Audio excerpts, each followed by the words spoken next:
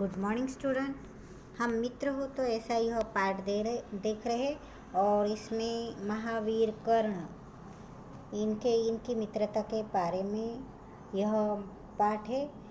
और कर्ण को श्री कृष्ण किस प्रकार पांडवों के साथ, अपने भाइयों के साथ, सहोदरों के साथ आने के लिए विनती कर रहे हैं।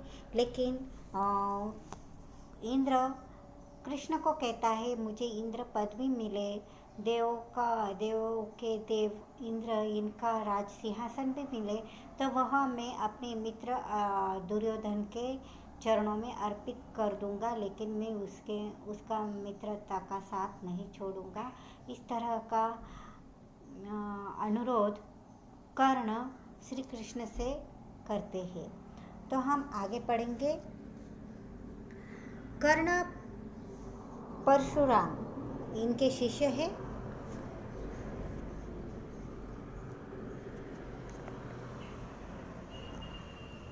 तुम परशुराम के परम शिष्य उद्भट योद्धा। उद्भट का अर्थ है असाधारण, जबरदस्त, पावरफुल। इस तरह के योद्धा तुम हो और अद्वितीय धनुर्धर हो। तुम्हारे जैसा धनुर्धर कोई भी नहीं है। हे महारथी कर्ण, क्या यह भाग्य की क्रूर लीला नहीं है कि परम गुणों से मंडित तुम जैसा नर रत्न आज दुर्योधन जैसे बल, बुद्धि, पुरुषार्थ और पराक्रम जिसके पास है वह दुर्योधन जैसे कुबुद्धिग्रस्त के साथ मित्र भाव से जुड़ा है। क्या इसे दुर्भाग्य न माने कि पार्थ और कर्ण जैसे, पार्थ मतलब अर्जुन को ही पार्थ कहते हैं। अर्जुन भी एक सर्वश्रेष्ठ धनुर्धर है, यह हमें पता है, आप लोगों को पता होना चाहिए। और उसी की तरह उसका बड़ा भाई कर्ण धनुर्धर है, सर्वश्रेष्ठ धनुर्धर है। तो पार्थ और कर्ण जैसे धनुर्धर सहोदर मतलब एक ही माँ के पेट से जन्मे हुए, एक दूसरे के रक्त के प्यासे हैं, मतलब एक दूसरे को मारने के लिए प्रेरित है। तो नहीं कर्ण, ऐसा मत करो, ऐसा होने से रोको, मत होने दो। ऐसा यह अनर्थ है, अधर्म है, अनैतिक है, क्रूरता है।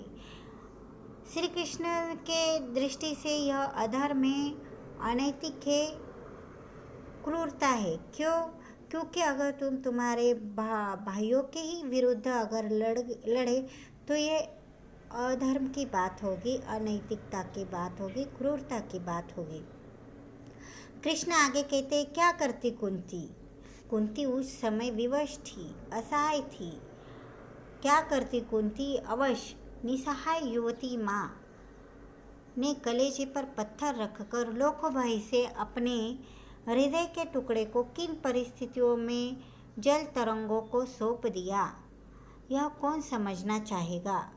कदाचित कुंती के मतलब तुम्हारे और पांडवों के भाग्य में यही लिखा था कि तुम पांडवों के साथ न रहकर अलग से पल बड़े जाओगे। निसाय, उसे सहारा नहीं था, वो युवती माँ थी, इसीलिए उसने अपने कलेजे पर पत्थर रखा। कलेजे पर पत्थर रखना आसान नहीं होता। लोक लज्जा के कारण, लोक भय के कारण कुंती ने अपने हृदय के टुकड़े को नदी को सौंप दिया, मतलब जल तरंगों में बहा दिया। और फिर बाद में उसका क्या हुआ कुंती को भी पता नहीं। और कुछ समय बाद जब कर्ण एक महान योद्धा बन गया, तब कृष्ण इनको पता चला कि कर्ण एक दासी पुत्र, मतलब दासी के घर में पला बड़ा है। कुछ रुककर कृष्ण ने फिर कहा, क्या कहा देखते हैं हम आगे। इस युद्ध को रोक दो कर्ण, रोक दो इस भीषण नरसंहार को।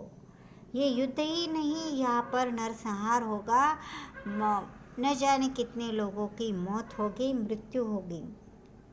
गले लगा लो अपने बंधुओं को, पांडवों को, दे दो उन्हें अपनी विशाल भुजाओं की छाया। तुम उनमें सबसे बड़े हो तो तुम्हारी छाया में अपने भाइयों को आने दो।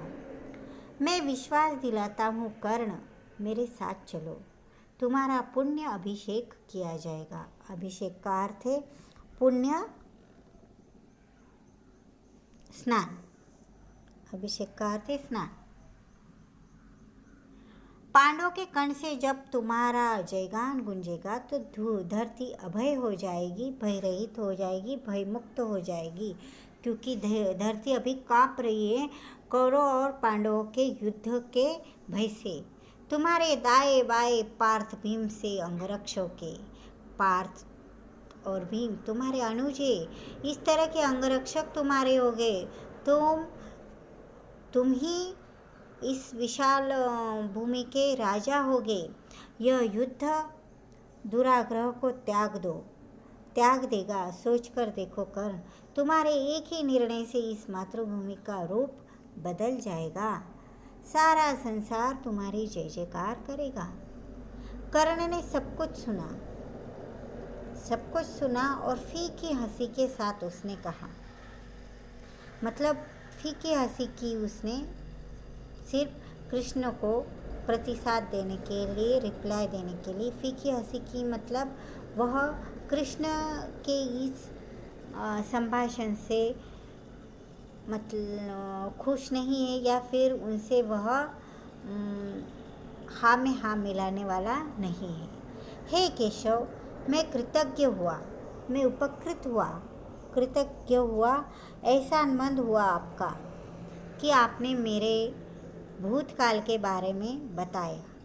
आपका मुझ पर इतना स्नेह देखकर जानकर मैं अभिभूत हुआ, बहुत खुश हुआ। मैं अपनी रहस्यमयी जन्म कथा को जानकर स्वयं विस्मित हूँ। मुझे आज तक मेरी जन्म कथा के बारे में कुछ भी नहीं पता था। मैं खुद को सिर्फ दासी पुत्र मानता ही नहीं था, यही मुझे पता था। किंतु हे मधुसूदन, इस सारी कथा को सुनकर जब मैं आपके प्रस्ताव पर विचार करता हूँ तो मुझे लगता है कि मेरे प्रति विधाता ही जन्म से क्रूर रहा है। जिसने मुझे जन्म दिया है उस भगवान ही मेरे प्रति क्रूर रहा है, दुष्ट रहा है। मुझे आरंभ से, शुरुआत से ही भाग्य ने छला है, किंतु मैं उससे निरंतर संघर्ष करता आ रहा हूँ। मैं उसके विरुद्ध अपने पराक्रम को लेकर खड़ा हो गया। पग पग पर मुझे ग्लानि, लांछना और अपमान भोगना पड़ा।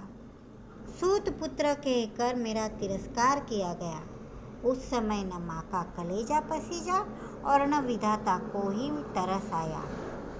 खुद मेरी माँ, जब मैं इस पीड़ा में था, न उसने कभी मुझे पूछा, न मेरी कभी खोज की। मैं इतना त्रस्त था। मेरा जीवन कैसे जा रहा था इस बारे में खुद मेरी माँ को भी कुछ भी मतलब फ़र्क नहीं था। न उसका दिल मेरे लिए दुखा या पसीजा, न विधाता को मेरे ऊपर तरस आया।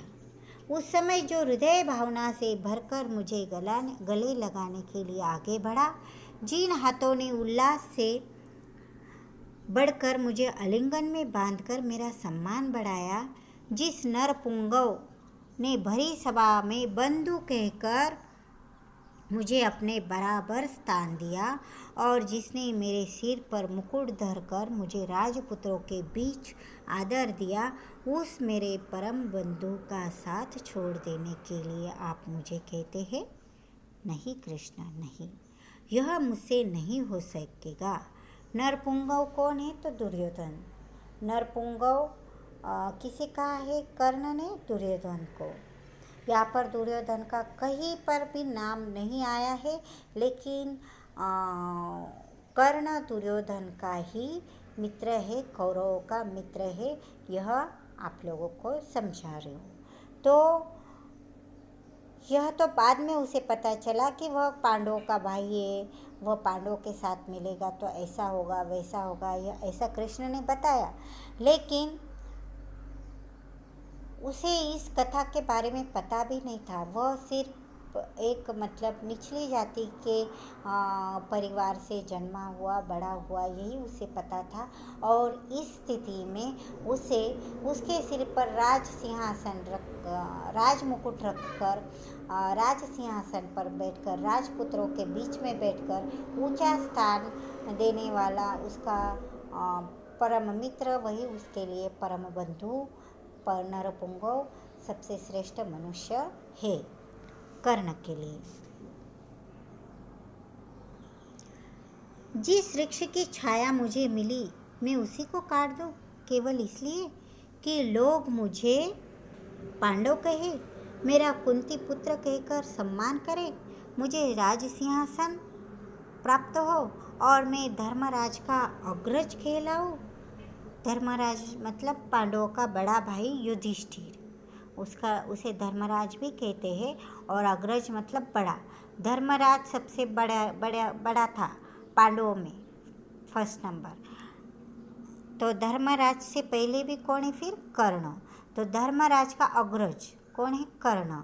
अग्रज मतलब बड़ा भाई।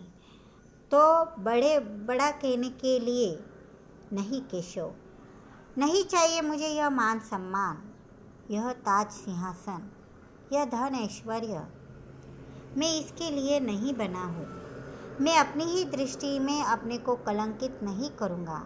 मैं अपनी ही ग्लानि से हर पल मर मर कर जीना नहीं चाहता। हे केशव, जो भी आप मुझे देंगे वह सब मैं कुरुराज दुर्योधन को दे दूँगा। उस बंधु के लिए मेरे पास कुछ भी अदेय नहीं है। अदेय मतलब जो दिया न जा सके। मेरे पास जो कुछ भी है सारा कुछ मेरे मित्र का है, उसके लिए मैं कुछ भी दे सकता हूँ। मेरे प्राण, युद्ध में साथ और सहकार्य, यह सिर्फ मैं अपने मित्र को ही देना चाहता हूँ। यदि मुझे आप इंद्र पद भी दे दे तो उसे भी मैं दुर्योधन के चरणों में अर्पित कर दूंगा। आ गया यहाँ पर दुर्योधन का नाम। यह दुर्योधन कौरवों का भाई है। हे कृष्ण, मित्रता से बढ़कर इस संसार में कुछ भी शीतल, मधुर और सुखदायक नहीं है। उसका मूल्य किसी भौतिक संपदा और मान सम्मान से नहीं आंका जा सकता। आप मुझे राज सिंहासन देंगे, पांडवों के बीच रखकर मान सम्मान दिलाएंगे, लेकिन यह सब कुछ मेरे मित्र ने इससे पूर्व ही मुझे दिया है और उस मान सम्मान को धोखा देकर मैं आपसे नहीं मिल सकता। परम विस्मय से कृष्ण उसे देख रहे थे और परम विस्मय मतलब बहुत सरप्राइज से आश्चर्यचकित होकर कृष्ण कर्ण को देख रहे थे। कृष्ण को प्रणाम करते हुए राधा पुत्र कर्ण रथ से उतर रहे थे।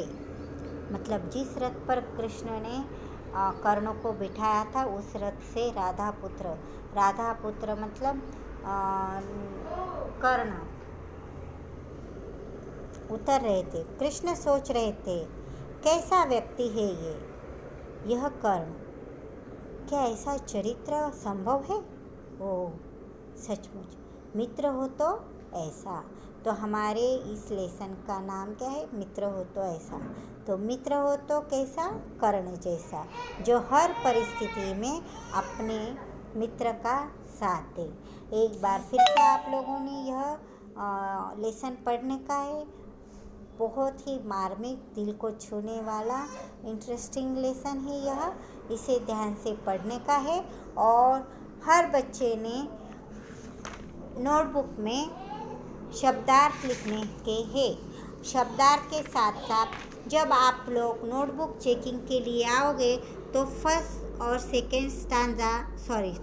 सेकेंड पैराग्राफ, ये पहला और दूसरा अनुच्छेद आप अपनी नोटबुक में लिखने का है। ओके।